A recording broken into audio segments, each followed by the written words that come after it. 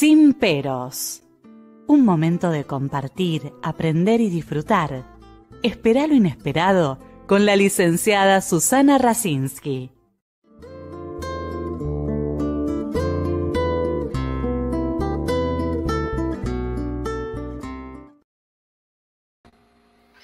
Muy buenas noches. Quiero comenzar el programa agradeciendo a la audiencia, porque lo que está ocurriendo es que de distintos lugares del mundo nos escriben, nos preguntan a partir de los programas. En los últimos programas, pero ya venía sucediendo, hicieron muchos aportes la audiencia desde comentarios de los temas que se fueron desarrollando en los programas.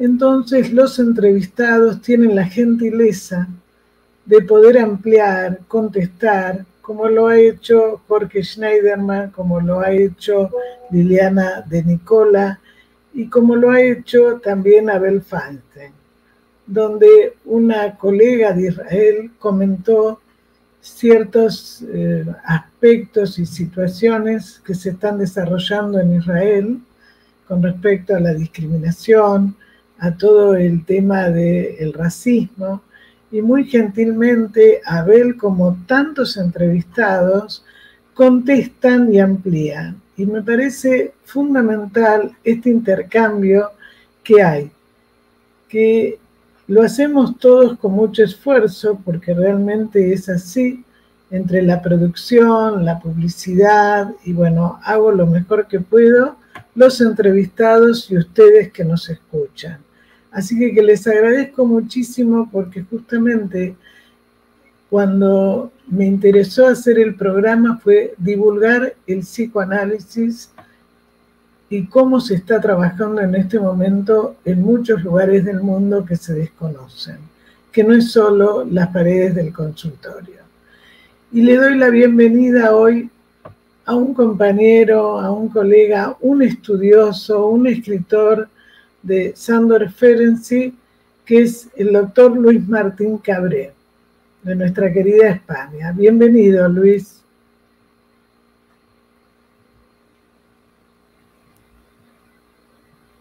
¿Se oye? Sí, bienvenido, te decía.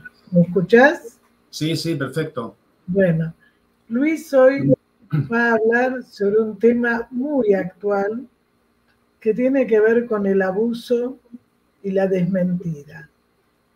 Algo que nos está pasando como sociedad y donde de alguna manera es importante la mirada desde el psicoanálisis y desde un autor que a veces se lo había olvidado mucho y que él ya hace muchos años había empezado a hablar de lo que era la desmentida, la corrupción y lo que significa, digamos, todo eso, la hipocresía, lo que significa todo eso en el niño como traumático, ¿no?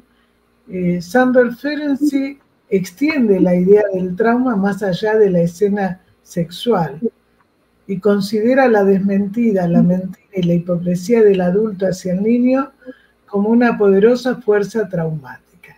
Con este comienzo voy a dar la presentación de Luis, que vamos a ver su currículum, que lo va a ir mostrando el productor, y yo voy a ir agregando. Él es miembro titular de la Asociación Psicoanalítica de Madrid, pero aparte es un miembro acreditado como psicoanalista de niños y adolescentes de los estudios de psicosomática y los estudios a nivel internacional de Sándor Ferenczi. Vuelvo a darte la bienvenida. ¿Cómo es esto del abuso y la desmentida y por qué pensaste en tratar este tema tan importante? Bueno, como has dicho tú, me parece que es un tema muy actual. Lo vemos en la clínica, lo vemos en nuestra sociedad, lo vemos en nuestras instituciones.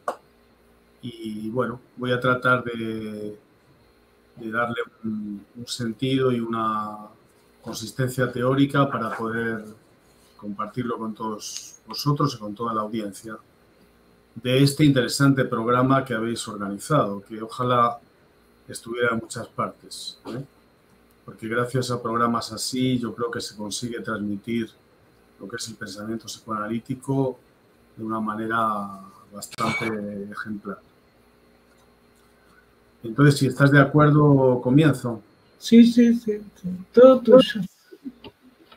Bueno, en muchas de las teorías psicoanalíticas actuales, partiendo desde las contribuciones de Ferenczi sobre la teoría y los aspectos clínicos del trauma, del traumatismo, el concepto de trauma se propone como una invasión en el yo del sujeto de la pasión o de la locura, del amor o del odio de otro.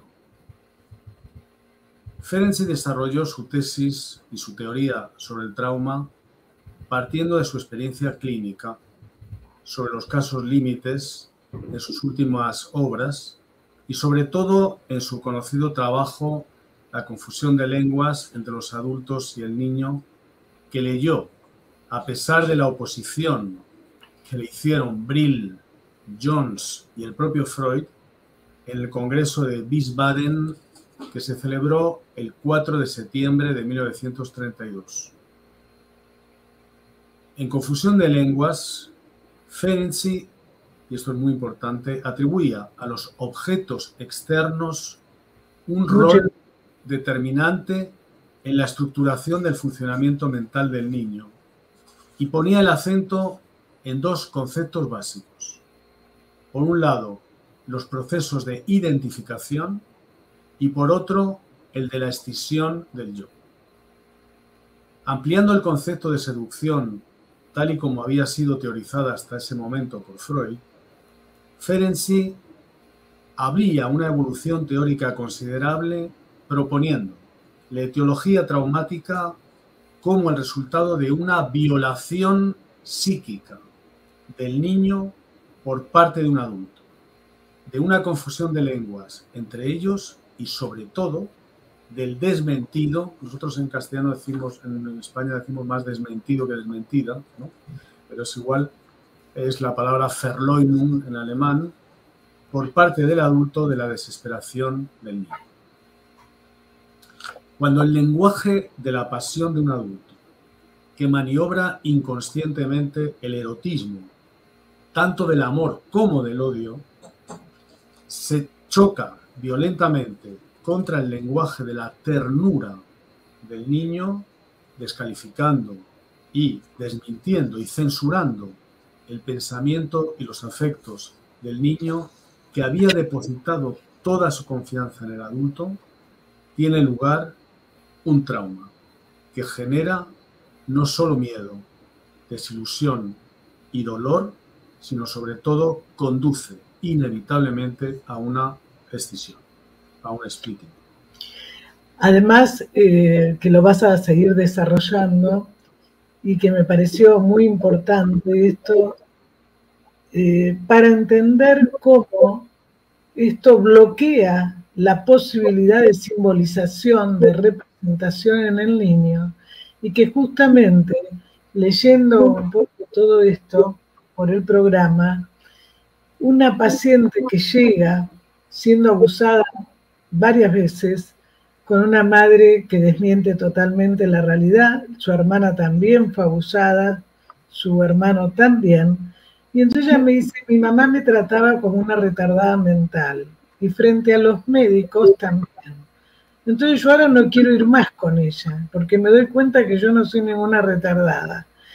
Y justamente Ferenczi dice, ¿no?, que justamente esta acción de desmentida del adulto y de los padres que no le creen, que además el chico hace que se sienta confundido y tenga que escindirse y que pueda esto aparecer, entre otras cosas, en un supuesto retardo, ¿no?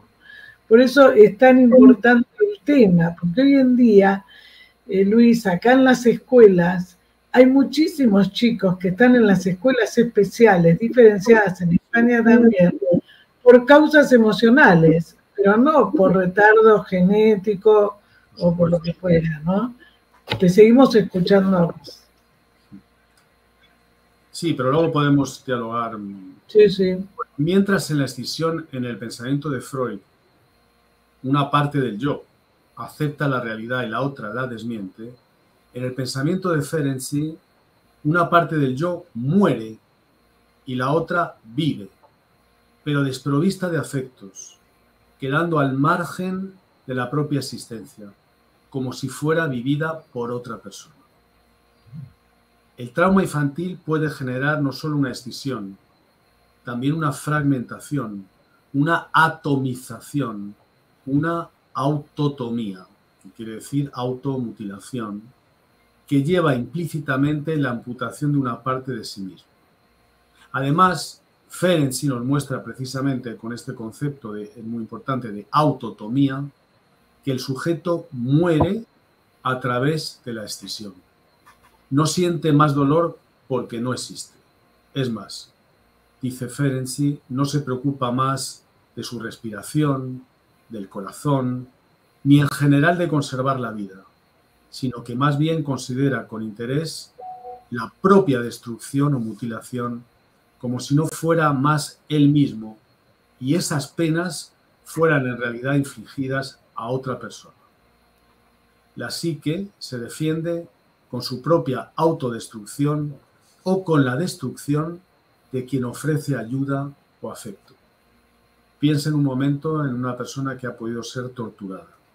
Bajo los dulces esto. Se vive como último extremo de defensivo la sensación de vivir todo eso como si le estuviera ocurriendo a otro para poder soportar el dolor. En la fascinante descripción clínica que Ferenczi hace de su pasión OS, se trata, que viene en el diario clínico, se trata, dice, de la pérdida del sentido del tiempo, como si la vida no tuviera que terminar ni en la vejez ni en la muerte. Pero no es un mecanismo de defensa, es un mecanismo de supervivencia. Es más, paradójicamente, esta respuesta extrema se produce para salvar la vida. Para salvaguardar el espíritu y la integridad es necesario, dice Ferenczi, sacrificar la parte viva del cuerpo y someterse a esta especie de automutilación, a esta autotomía, en la cual la persona se sustrae a sí misma y a los demás. ¿No nos haría pensar esto en una visión profundamente radical del concepto de censura? En un trabajo anterior, de 1931, porque Confusión de Lenguas es de 1932, titulado Una revisión de la interpretación de los sueños, Ferenczi había ya descubierto que las escisiones del yo que derivan de experiencias traumáticas precoces son mecanismos de defensa anteriores al comienzo de la represión. Y como ha declarado Ferenczi muchas veces, de estas impresiones no quedan huellas némicas residuales ni siquiera en el inconsciente.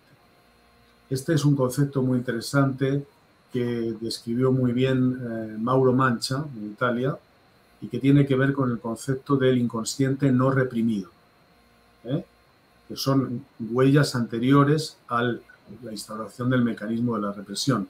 Y en Argentina yo creo que la persona que más ha desarrollado todo este planteamiento es Norberto Maruco, cuando habla incluso de la tercera tópica, etc. En consecuencia, en su concepto teórico, la cuestión del trauma se transforma en algo que no tiene inscripción en el aparato psíquico. La reacción al dolor no pertenece al ámbito de la represión o de la censura y queda inaccesible a la memoria y al recuerdo.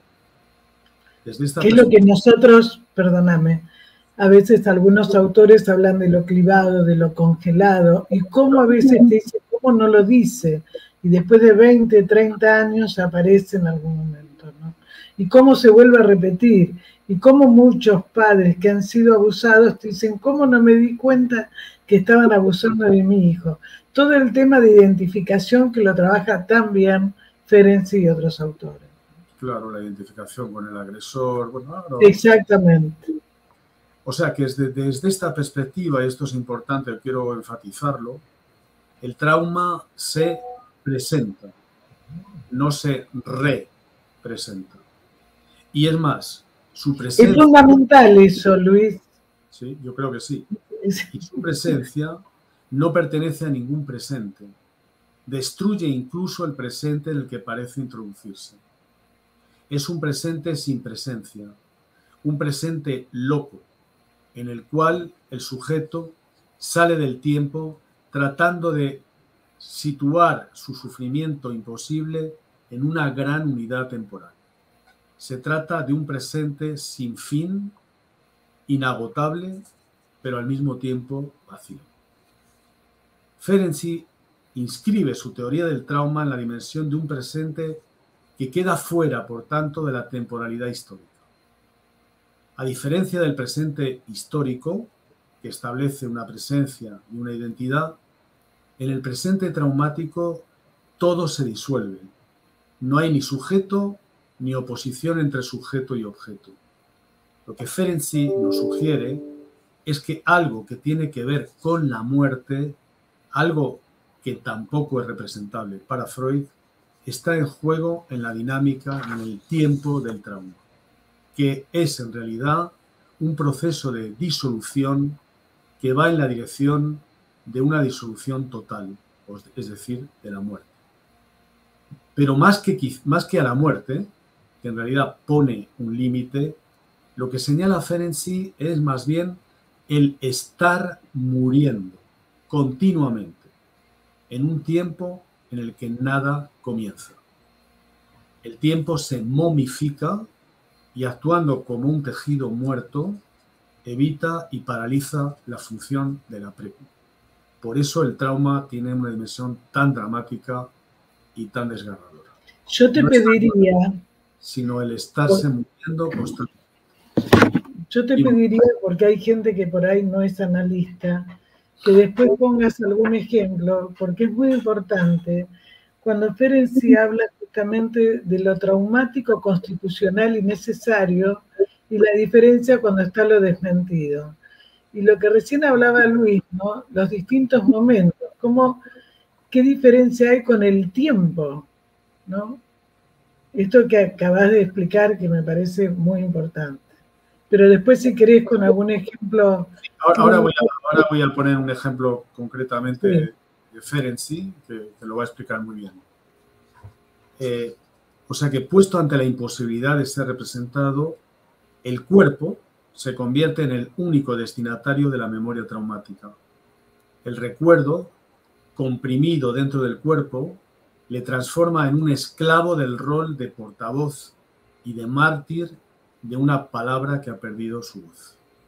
La única posibilidad de alivio para este cuerpo es el de reconstruir el trauma y volverlo a resituar en el espacio interpsíquico, transferencia contra transferencia de la relación analítica.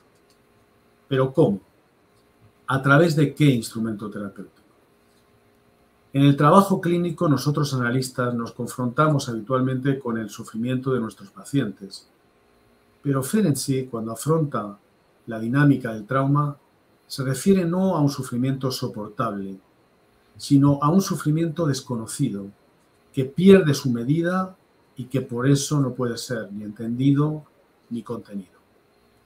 Es interesante recordar, voy al ejemplo, de un pasaje de su diario clínico referido a su paciente G, que describe una experiencia traumática vinculada con la visión de una relación sexual de los padres que se convierte después en una escena muy violenta en la cual el padre intenta estrangular a la madre delante de ella.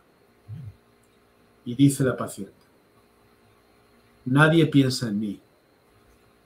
No puedo correr hacia nadie.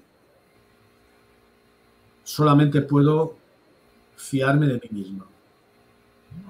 Pero no sé cómo se pueda sobrevivir solo. Comer algo me podría calmar, pero nadie piensa en mí. Querría gritar, pero no me atrevo. Es mejor que esté callada y escondida, porque si no podrían hacerme algo. Los odio a los dos. Querría alejarles de mí, pero es imposible. Soy demasiado débil y sería también demasiado peligroso. Querría escaparme, pero no sé dónde. Querría sacar de mí toda esta historia. Bueno, es un ejemplo muy breve de esta... No, pero lo vemos permanentemente, o sea, una paciente que no podía tragar y ella misma se da cuenta, después de reiteradas terapias de otro tipo, que no podía tragar porque tragar significaba cuando le hacían tragar el pene. Y la mamá la mandaba y no podía. Y así, digamos, distintas situaciones, ¿no? Como bien dice Luis, cómo queda eso en el cuerpo, la percepción, y cómo a veces el chico se siente que además es culpable.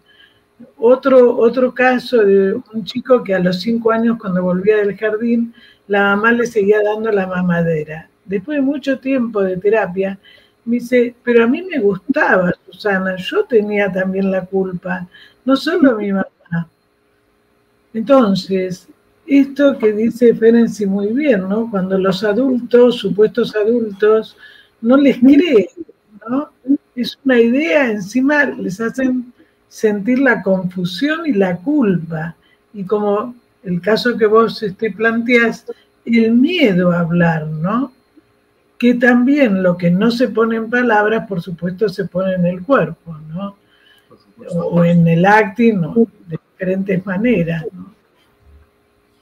Bueno, pues justamente en este ejemplo que acabo de poner, si lo vemos, el tiempo está parado. Está vinculado con un presente infinito, inagotable y vacío. Y ese es el tiempo del trauma. Un tiempo en el cual no empieza nunca nada. Un tiempo sin negación y sin posibilidad de iniciativa.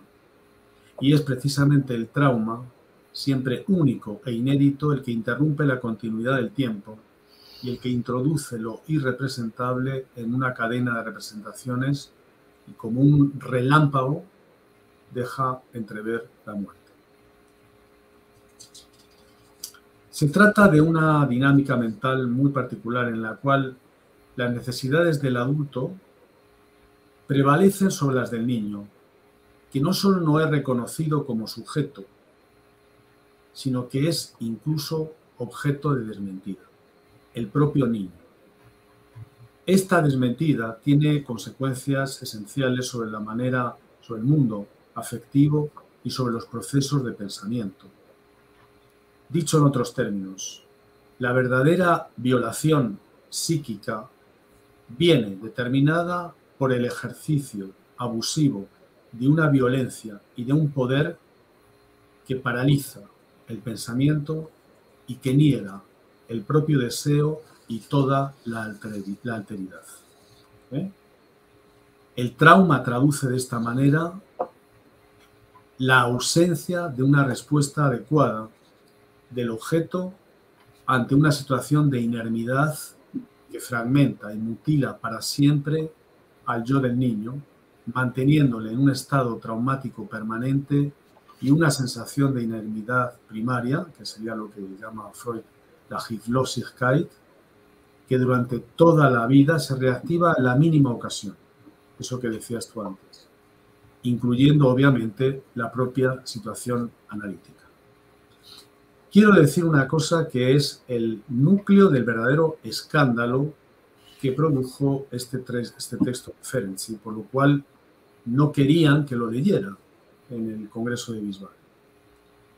Yo creo que el verdadero escándalo estaba en que Ferenczi, hablando de este abuso del adulto sobre el niño, se estaba también refiriendo a otro tipo de situaciones análogas que se podían producir en la relación de pareja, se podían producir dentro de una institución, entre un maestro y un alumno, y también entre un analista y un paciente, donde también podría existir un abuso de un poder que desmiente la realidad psíquica del paciente.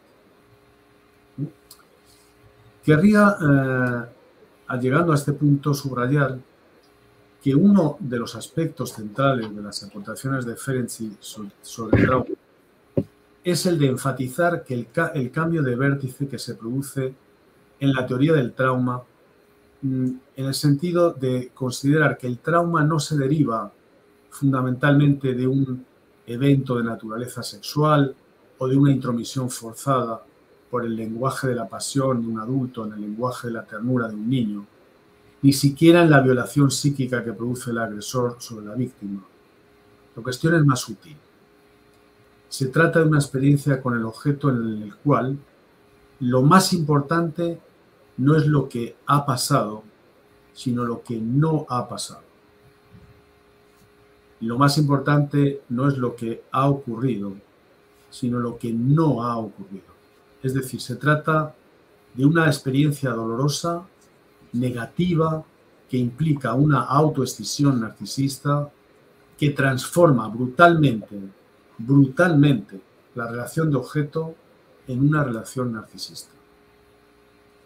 Esta noción... Además, perdón, Luis, esto es fundamental, que después Luis lo va a seguir desarrollando.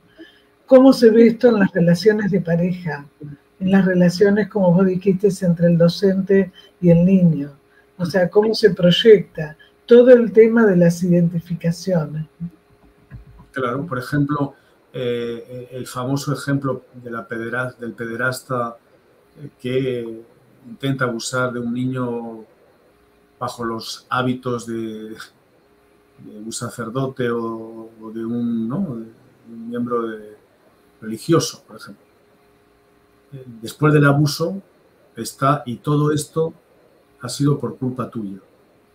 Fíjate cómo me has hecho pecar. Por tu culpa, mira en qué situación me encuentro.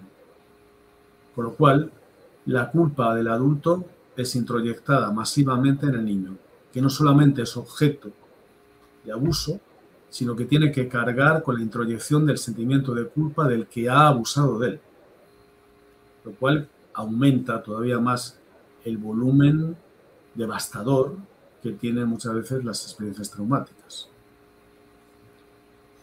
Bueno, esta noción esencial de autoescisión narcisista implica que una parte del yo desarrolla una capacidad protectora por parte de una parte infantil desprovista de protección, pero al mismo tiempo la internalización de un objeto primario que obstaculiza la constitución del narcisismo y la capacidad contenedora de la paraexcitación con las consiguientes carencias en el ámbito de la representación, produciendo una inermidad que puede ser irreversible.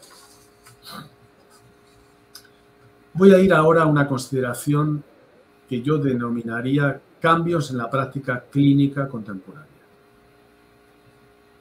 Si los traumas de naturaleza sexual, al impedir el desarrollo de la capacidad de gozar, abren el camino a inhibiciones sexuales, a la frigidez y sobre todo a fantasías de tipo sadomasoquista, los traumas de naturaleza no sexual destrozan el sentimiento de confianza en el mundo y en el espacio transicional que permite sentirse en armonía con los demás y en ser portador de deseos y de proyectarse en la vida a través de un mundo interno denso de pensamientos y emociones.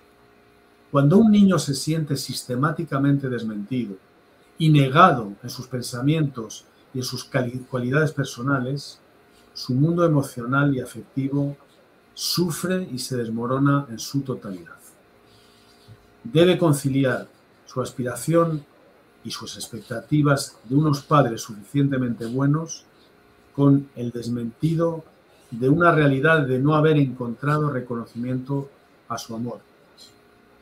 En torno a un niño herido y privado de un mundo emocional compartido, se puede estructurar un adolescente aparentemente normal, pero detrás del cual se esconde una persona que no dispone de un campo emocional libre y confiado, en el cual la experiencia traumática no elaborada destruirá la posibilidad de percibirse a sí mismo como una persona íntegra.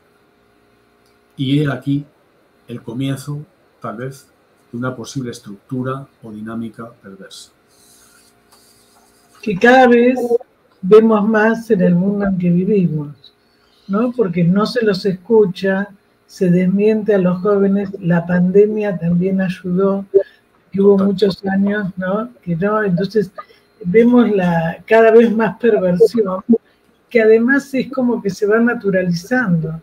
Las muertes, los asesinatos, delante de los chicos, ¿no? Es como las violencias cotidianas, como si fuera eso, digamos, saludable, ¿no? Como que es habitual y se confunde.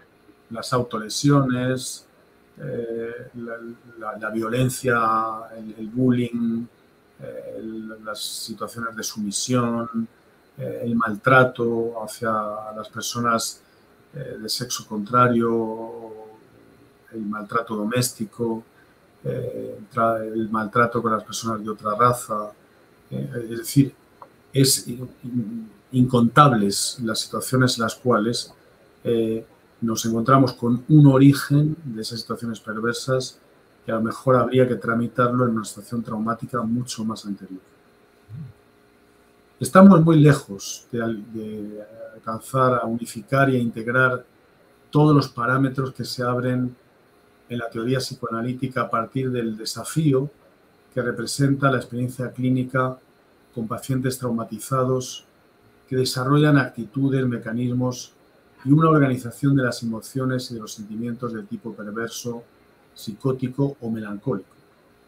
Sin embargo, la escucha, esta es mi opinión, de los pacientes que tienen relaciones sadomasoquísticas, ciertas situaciones compulsivas de autolesionismo físico, oculto detrás de determinadas intervenciones a veces quirúrgicas, el problema de la anorexia o de la bulimia, la cuestión no muy explorada del incesto, practicado tanto del padre como por parte de la madre, el problema del maltrato físico y de la humillación de niños y mujeres, la siempre cada vez más perturbadora realidad del filicidio, incluso en las modalidades más atenuadas, la crueldad gratuita practicada contra personas en situaciones de debilidad o de sumisión, la tortura en todas sus formas aberrantes de aplicación, el racismo,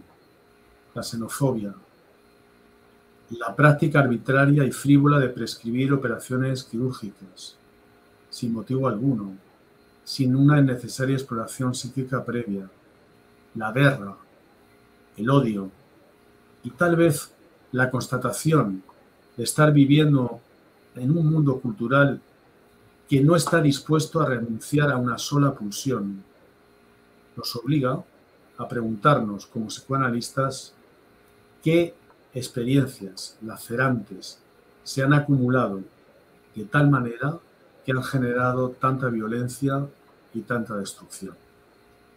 En cualquier caso, considero, en sintonía con Ferenczi, la posibilidad de elaborar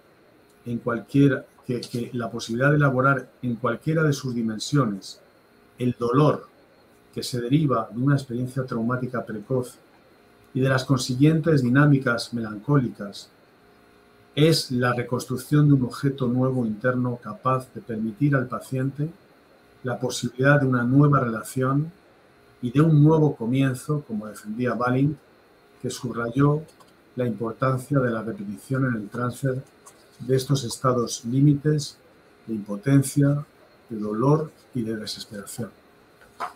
Si leemos, ya acabo, con atención las páginas de los últimos trabajos de Ferenczi, descubrimos que más allá de los contenidos clínicos se entrevé la lucha que Ferenczi mantenía con su sufrimiento y con su muerte inminente, porque él tenía una enfermedad autoinmune que le estaba llevando a la muerte. Pero esta batalla, en cambio, en vez de llevarle a una regresión narcisista, como sucede normalmente, lo empujó a profundizar en su empatía y en una experiencia de solidaridad humana que se sostenía en un profundo deseo de amor.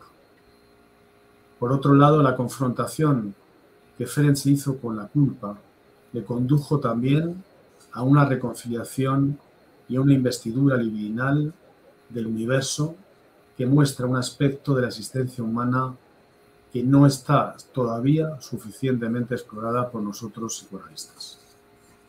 Bueno, aquí termino y aquí, si quieres, Susana, podríamos empezar. Bueno, yo quiero aclarar para los que no conocen a Sándor Ferenczi, que es un autor muy necesario para poder leer en este momento, porque uno de los aspectos era su parte humana, pero de verdad, en el sentido de que él tenía una experiencia social con la comunidad, con la vida. De hecho, no solo porque trabajó en el hospital de pobres y prostitutas, sino cómo era él, ¿no? Desde ir a un café, desde ir a distintos lugares y conversar con la gente común, por decirlo de alguna forma, ¿no?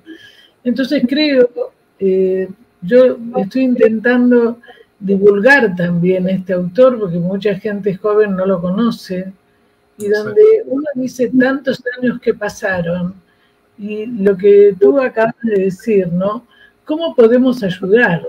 Porque algo pasó para que haya tanta perversión en el mundo, tanta destrucción, de distintas maneras, ¿no? Porque uno dice no solo la guerra, sino todo lo que está pasando como en nuestro país como en otros, donde es un país que da alimentos para millones de personas y acá el 50% no tiene para comer.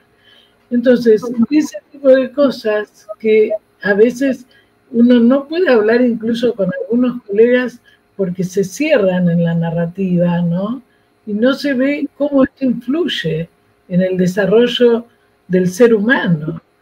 Entonces, creo que me parece importante lo que vos aportás, porque vos dijiste recién, ¿cómo podemos ayudar?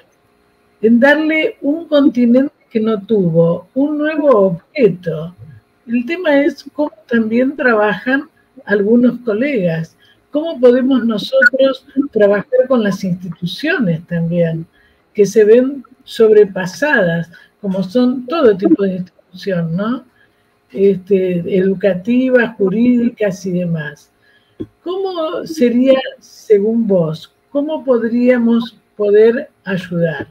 Y mientras tanto, no sé si Adrián querés pasar la presentación de Luis mientras que vamos hablando o cómo querés hacer.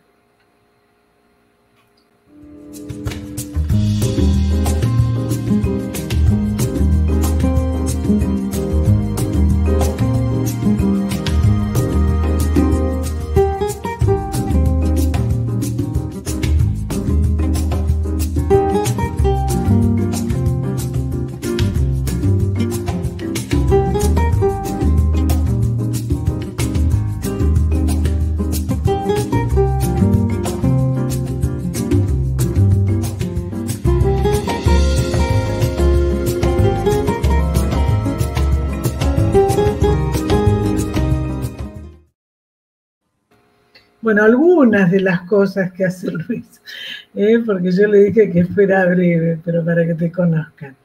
Bueno, te escuchamos, Luis. Mira, me parece muy interesante. Hay dos aspectos que me parecen capitales para poder situar la figura de Ferenczi desde ese punto de vista. Son la humildad y la paciencia. La humildad se fundamenta para Ferenczi en estar en contacto con la realidad tierra a tierra y con la posibilidad de poder soportar, saber que no se sabe. De poder soportar que muchas veces cuando un paciente nos habla, nosotros no sabemos nada de lo que nos quiere decir. Y tenemos que poderlo soportar sin decirle al paciente cosas sin haberlas podido entender nosotros antes. Esta actitud de humildad es determinante en todas las transformaciones de técnica que Ferenczi introduce. La segunda es la paciencia, que significa ser paciente. No solamente es la capacidad de poder esperar, de poder tolerar, es la posibilidad de poder sentirse paciente con uno mismo, de poder entrar con todas las aportaciones del propio autoanálisis, de poder poner en latencia a nuestro pensamiento hasta poderlo entender del todo y hacer sobre todo de la relación con el paciente un vínculo interpsíquico en el cual se trata de una colaboración entre dos colegas, pero en ningún caso aplastar al paciente con nuestro supuesto saber. Totalmente de acuerdo, has dicho cosas para mí que las vengo señalando fundamentales, porque un analista que no ha visto sus aspectos narcisistas y sus aspectos escindidos no puede comprender lo que le pasa al otro. Y a veces se ha interpretado como resistencia del paciente y en realidad son limitaciones que tiene el terapeuta. Por eso es tan importante lo que... Lo que pasa es que esto que ocurrió en torno a los años 1926, 27, 28, hay un texto de Ferenczi que es la elasticidad de la técnica psicoanalítica, modificó todo el arsenal técnico que se basaba hasta ese momento en la necesidad de poder recordar todo lo que había sido reprimido. Y a partir de aquí, Ferenczi pone el acento en los aspectos de los afectos. No reprimidos. Claro, en el aquí y ahora de la relación analítica, lo que está pasando ahora y que de alguna manera reproduce todo lo que ocurrió en la vida del paciente, en la vida externa o en la vida interna, en el mundo externo o en el mundo interno. El analista se convierte en alguien capaz de proponer al paciente una experiencia humana en la cual se produzca una oferta de escucha respetuosa y de acogida de todos esos aspectos lacerantes de dolor y de sufrimiento que el paciente necesita compartir con alguien que lo escuche con respeto. Y creo que esta es la propuesta que fundamentalmente Ferenczi hace. Por eso él plantea que los análisis tienen que terminar por agotamiento. El analista no puede inducir al paciente a terminar, a agotar el análisis cuanto antes, a precipitarse con planteamientos teóricos prácticamente fabricados en la propia mente del analista, sino que tiene que darle la iniciativa al otro, tiene que darle la iniciativa al paciente. Además se percibe eso de ambas partes, ¿no? O sea, el concepto de Einfühlung, que se ha traducido mal, yo creo, por empatía, es sentir con el otro, sentir al lado del otro. Un ejemplo que siempre cuento, Susana, de una colega argentina a la que quiero muchísimo, que se llama Silvia Amati Sass. Es una mujer que conocí en Suiza, ahora en este momento vive en Trieste, en Italia, y dedicó muchísimos años a trabajar con personas que habían sido torturadas en Argentina, en la dictadura militar. Sí. Algunas de estas personas le decían, pero usted, ¿por qué pasa todo el tiempo a escuchar lo que yo le cuento? ¿Qué manera de perder el tiempo? ¿A quién le interesa todo lo que yo le digo? ¿Por qué malgasta usted todas sus tardes escuchándome? Y ella le contestó, por una razón, porque pertenezco al mismo mundo de mierda que usted. Qué bueno. Creo haber escuchado una interpretación más solidaria, más comprometida, más cercana sobre el sufrimiento de alguien que este planteamiento. y no se trataba de una interpretación de una fantasía inconsciente. Era una toma de posición. Y creo que muchas veces los analistas tenemos que hacer eso, tomar una posición. Cuando Totalmente. una viene desgarrada por algo que le ha ocurrido, por una experiencia traumática del tipo que sea, necesita que alguien lo escuche con respeto y poniéndose deliberadamente del lado del paciente. Bueno, lo hablamos en el otro programa, ¿no? Es decir, y a veces te pasa cuando vos estás supervisando y donde de alguna manera les explica que no es necesaria esta interpretación. Justamente en ese momento no. Puede ser una construcción, puede ser un señalamiento. Pero acá me estaba acordando mientras que te escuchaba otro aporte de Ferenczi que tiene que ver con la ternura. Y que cuando él hace, ¿no? Tanto la diferencia entre la seducción del adulto usando la vulnerabilidad del niño y se aprovecha de eso, ¿a qué diferencia hay cuando hay una ternura, incluso desde el terapeuta, esa empatía, ese afecto, como le dijo la colega argentina, ¿no? Porque estamos en el mismo mundo de mierda. O sea, ese sentimiento, ¿no? De que nosotros lo vimos mucho también en pandemia, cuando los pacientes te preguntaban, ¿se murió algún familiar? ¿Cómo estás vos, no? Porque nos podíamos contagiar cualquiera de los dos. El concepto de ternura es fundamental, ¿no? Cuando él habla de confusión de lenguas, habla de dos lenguas. La lengua de la pasión, que es, en alemán se dice Leidenschaft, que es una especie de pasión, pero también de locura, de excitación incontenida. Y la ternura, que es Zärtlichkeit. La ternura entendida como la depositación de toda la confianza del niño en el adulto. El niño se fía totalmente del adulto.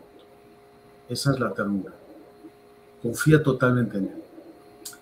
Hay una psicoanalista de Sao Paulo que se llama Jo Gondar, bueno, también trabaja en Río, Jo Gondar, que habla incluso de la ternura como una posición política y la contrapone a toda la situación de la violencia, que se basa fundamentalmente en el odio, que a su vez se basa fundamentalmente en el miedo. Las personas odian porque tienen miedo. Al tener miedo, se sienten amenazados por los demás y se sienten autorizados a poderlos odiar, incluso a poderlos destruir, porque son los causantes de su miedo. La ternura se coloca en una posición radicalmente distinta. Una persona que tiene ternura se fía del otro porque no tiene miedo de él y por tanto no le odia. Imaginemos por un momento qué podría pasar en nuestra sociedad, en nuestra cultura, si la gente no tuviera miedo de los otros, si la gente no viviera a los otros como una amenaza. Cuando digo a los otros quiero decir a un negro, a un migrante, a uno que piensa políticamente de forma distinta, a una mujer, a un homosexual. ¿Qué pasaría, no? Si no tuviéramos miedo de todas estas personas. No tendríamos que odiarlos. No tendríamos que odiarnos. Quizá el mundo sería diferente, ¿no? Y en ese sentido tiene también un aspecto revolucionario. Yo creo que pensar en la ternura como algo que pudiera introducir un cambio político me parece también sugerente. No hay que olvidar que Ferenczi era, no sé si lo sabéis, fue para la época en la que vivió, ¿no? Fue militante del Partido Comunista.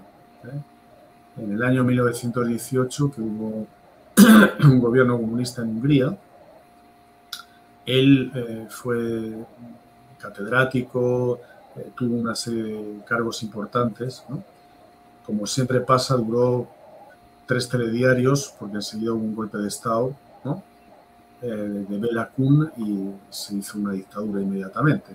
Pero quiero decir, el pensamiento de Ferenczi se identificaba con la defensa de la gente que estaba en situaciones de debilidad, de fragilidad,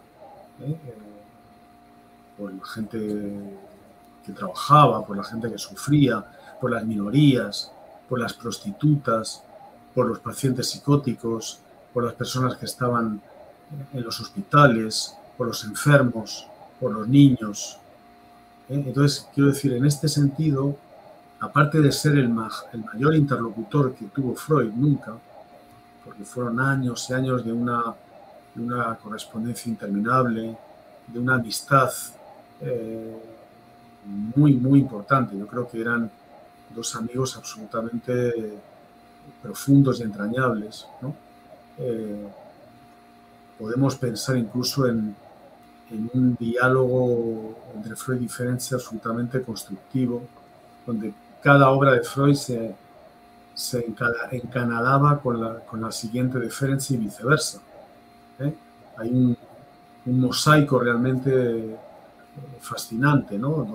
Sí, hay no sé si te acuerdas, una conferencia que tenía que dar Freud, previamente había hablado con él, dice, ¿qué te parece de qué puedo hablar? ¿No? Entonces rescatan un poco lo que es la asociación libre, ¿no? Que nos pasa también acá en el programa, porque uno no tiene todo escrito, y entonces van surgiendo, ¿no? Pero digamos, como después muchos psicoanalistas tomaron estas cosas como dogmáticas, ¿no?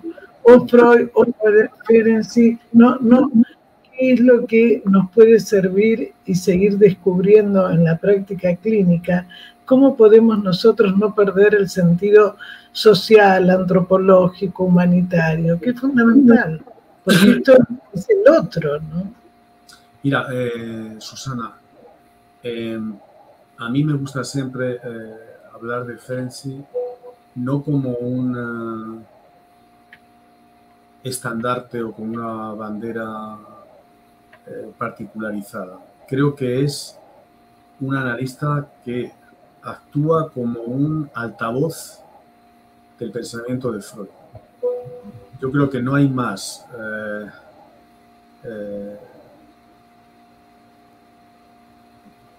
yo creo que es cualidad del pensamiento de Ferenczi que el hacer ostensible y más enfático todo lo que Freud estuvo aportando. Porque eran dos pensamientos, dos mentes que trabajaban en perfecto acuerdo y en perfecta sintonía.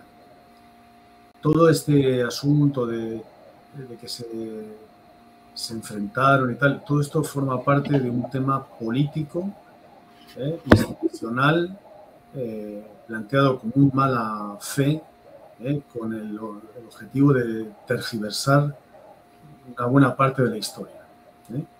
Hay una anécdota que yo siempre recuerdo porque le tenía mucho cariño a Horacio Echegoyen. Por si acaso no lo sabéis, cuando Horacio fue nombrado presidente de la IPA y fue a Londres, a la sede de la IPA, dijo, aquí están todas las fotos de todos los presidentes que ha habido en la IPA, pero falta uno. Y hasta que no se restituya la foto de Ferenczi, que no está dentro de los presidentes que ha habido en la IPA, yo no voy a aceptar ser presidente. Esto lo hizo Horacio, y lo digo quitándome el sombrero, que era una persona realmente extraordinaria. Y además de una... Pero vos mirá lo que dijiste, ¿no? Yo siempre digo, ¿cómo sos como persona? Después, ¿qué títulos tenés? Lo primero que vos dijiste era una buena persona. Así es. Bueno, voy a anunciar el próximo programa y te dejo el cierre del programa con lo que tú quieras. Vamos a tener un colega que a lo mejor lo conoces de Brasil, que es Claudio Casteló, que nos va a hablar sobre la importancia de la presencia en la práctica analítica. Así que bueno, muchísimas gracias, Luis, y te dejo el cierre del programa con lo que tú quieras para que la audiencia siga teniendo interés en ver cómo hay algunos autores que ayudan a comprender todos los dolores que a veces pasamos todos, pero que de eso se puede salir con la ayuda de alguien que nos escuche y que nos comprenda, como decía Ferenc. Sí, no, yo solamente quiero transmitir mi placer por haber participado de esta iniciativa tuya, que me parece muy linda y muy imponente por las consecuencias que puede tener, y que me agrada, ¿no?, haber podido aportar mi granito de arena defendiendo a una especie de enfant terrible de la psicanálisis, a un enfant terrible, pero al mismo tiempo dotado de una capacidad y de una solidaridad humana que probablemente ha sido incomparable dentro del mundo de la historia del psicoanálisis. En cualquier caso, Ferenczi murió en el año 32, pero Freud, que siguió enterrando a todos sus acólitos hasta el final, fue capaz de retomar muchas de las ideas de Ferenczi en sus últimas obras. Moisés, Construcciones en análisis, Análisis terminable e interminable, en la cultura, en el proceso defensivo, son una manera de recordar todas las aportaciones que hizo Ferenczi antes de morir. Así que con esto me despido de ustedes. Bueno, muchísimas gracias, un abrazo y te esperamos para un próximo programa. Un abrazo, gracias. Gracias. Gracias.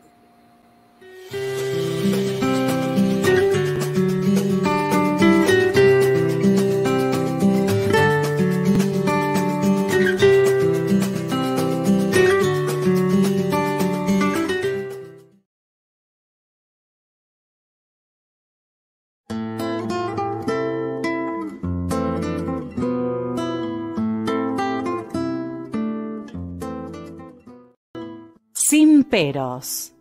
Un momento de compartir, aprender y disfrutar. Espera lo inesperado con la licenciada Susana Rasinski.